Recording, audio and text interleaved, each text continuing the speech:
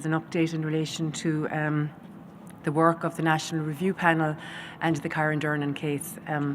At the outset, I do once again want to extend my sympathies to all those who know and love Kyran.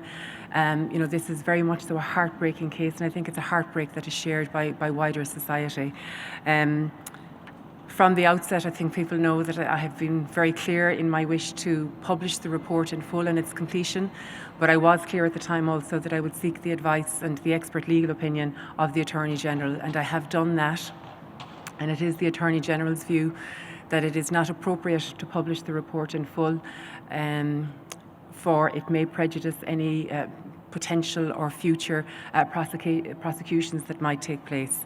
I did ask also in terms of the executive summary if there was a possibility for that, but he held a similar view that it might prejudice future or potential prosecutions.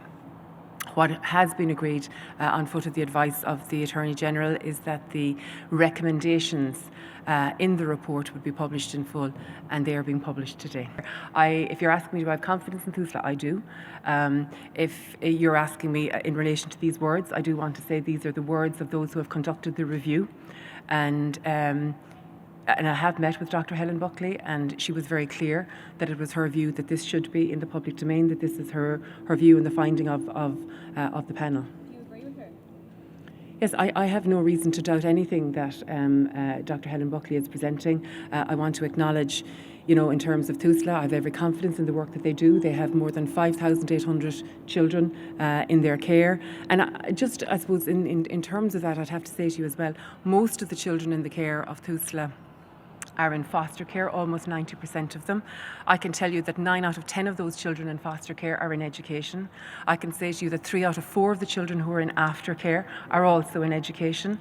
And I can also point to there's a very significant programme of reform underway by Tusla, which will come on stream by January of 2026, where there will be a single record or point of record, if you like, for each child in their care. So, there are very hard-working, very dedicated people within Tusla who are working very, very hard and providing very good outcomes for so many children in their care as well. There will always be exceptional cases.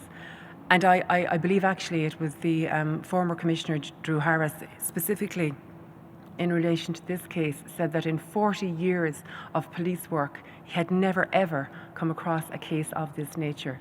So I think we need to look at things in the whole as well. So there's nothing Tusla could have done to ensure that... No, not at all.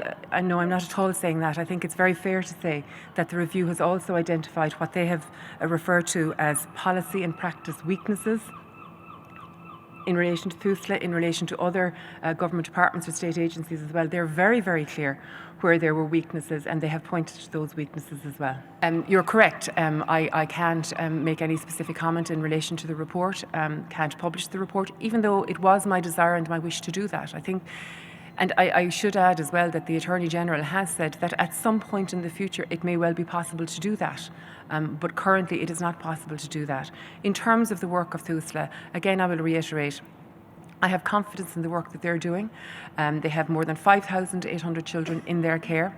I can say to you, and it is my personal belief, that the strongest and best outcome for children is that they are held in foster care. And we have almost 90% of children in foster care. And I can also say to you, as I've said earlier, the results for them in foster care are really positive. 9 out of 10 of those children are in education. Those that are in aftercare, 3 out of 4 of them are in education. So there is all of that element of work underway by Tusla and by their staff on the ground, and I think we should acknowledge that. I absolutely accept we have very, very tragic, very worrying, very heartbreaking case like this case that we have in front of us today, and we must learn from that. We must allow the Gardai investigation to continue. And I think it will be helpful when all of the information can be in the public domain. I think it will be more than helpful, actually, when it will be in the public domain. However, that's not possible on the advice of the Attorney General, and I respect that and I will uphold that.